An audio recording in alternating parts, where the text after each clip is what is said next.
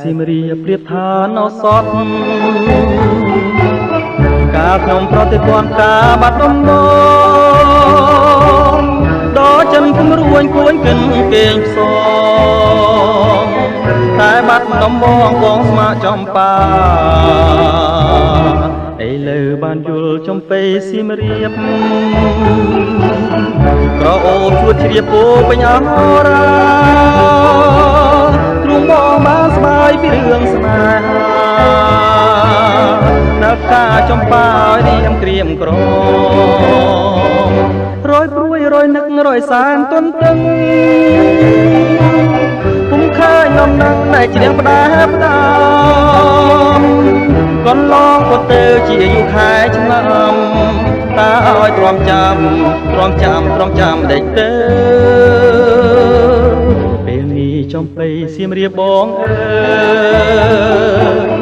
មានតែអ្នកហើយព្រះលោកដំរើជួយផងគ្រាន់ឲ្យបងបានរស់នៅជាគ្នាតទៅនឹងចំបៃអើយ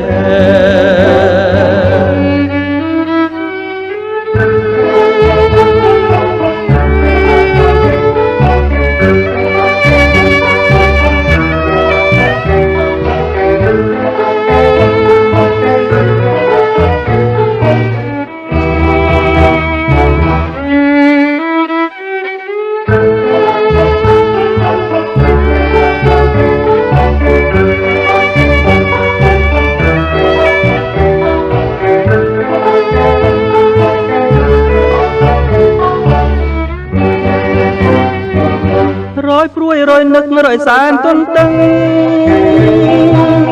ពុំឃើញនំនឹងតែជ្រៀងផ្ដាផ្ដាំ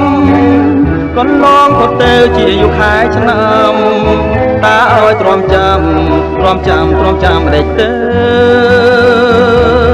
ពេលនេះចំបៃសៀមរាបបងអើយមានតែអ្នកហើយព្រះលោកដំរើជួយផងគ្រាន់ឲ្យបងបានរស់នៅជាគ្នាតទៅនឹងចំបៃអើ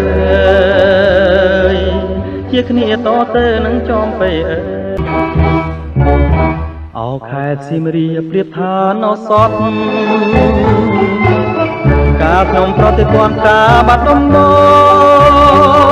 ងដល់ចិនគំរួញគួនកិនគេងផ្សងតែបាត់ដំបងកងស្មាចំបា